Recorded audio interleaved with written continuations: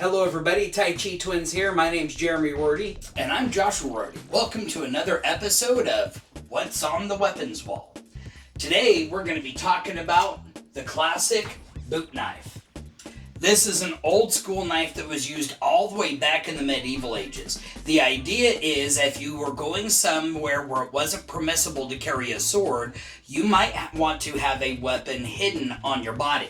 The knife was so commonly used that it was continued throughout history. Even in a lot of Western movies, you're going to see cowboys using boot knives when they couldn't carry their guns around.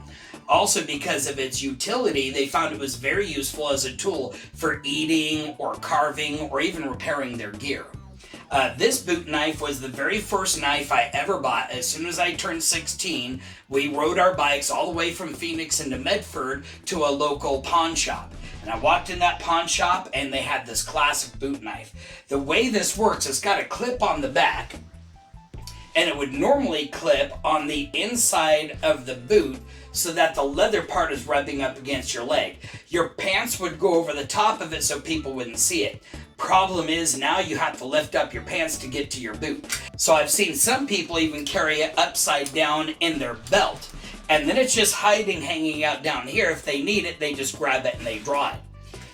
This particular one has a solid metal handle, and if we get a close-up picture of it, you'll see how many times the handle has been hit by other throwing knives. This one makes for a very good throwing knife. You'll even see the tip had at one point been damaged. We had to file it back down, but the tip and the edge itself are still very useful.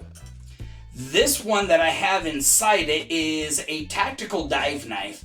I bought this one at CK Enterprise and I lost the sheath a long time ago, but it just so happened that this sheath has an extra little space right where the clip is at, and both knives just so handily fit into the same one. So now I clip it off, I pull it out, I've got two knives in my hand at the same time. Pretty handy. Pretty cool. Let's see how well they throw. Let's start with the classic boot knife. This 8-inch knife has a 4.5-inch stainless steel blade. It's only 7/8 of an inch wide at its widest point, which gives it a long, narrow blade that goes to a very sharp tip. Because of the thickness of the steel and the mass of the handle, it weighs in at a whopping 143.5 grams. All of these attributes make this knife incredibly easy to throw. It's almost like it was designed for it. The shape of the handle made it very easy to release with all of the no-spin throws. Also, the mass of the handle adds to the force, making it stick easily even if it's not thrown very hard.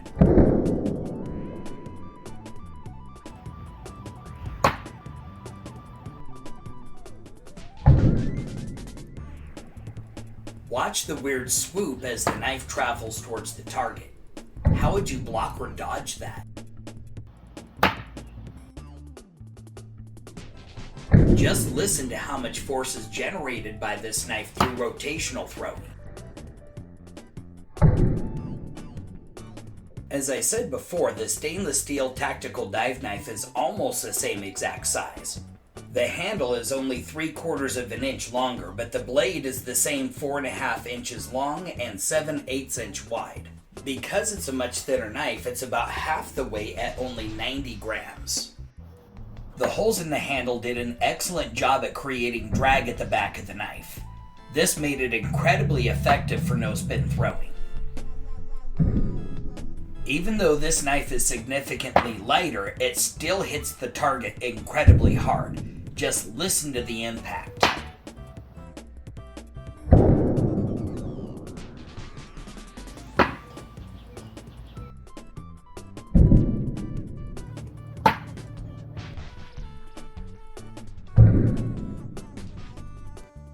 Actually, the knives threw really well. The one thing I liked about this one, of course it has all the holes in it, being a tactical dive knife. I was able to tie my rope into it and sling it around. It made that a lot of fun for throwing this.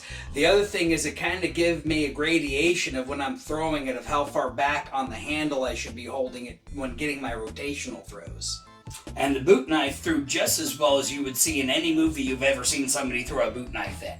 As a matter of fact, because the handle is so heavy and solid, it would sink in deep, and even if it missed the blade and it hit handle first, you could hear how hard it would hit. You would not want to get hit by the handle of that. So either way, it throws very well. With so many weapons left on the weapons wall, which one would you like us to showcase next? Leave a comment down below. As with any skill, it takes practice and proper training to get good at it. So make sure you look for a good school in your area. If you're in Southern Oregon, contact us for our locations and times. Thanks for watching our video. If you enjoyed it, like it and make sure to share that with a friend. Click the subscribe button and then hit that notification bell so you can catch our next exciting video.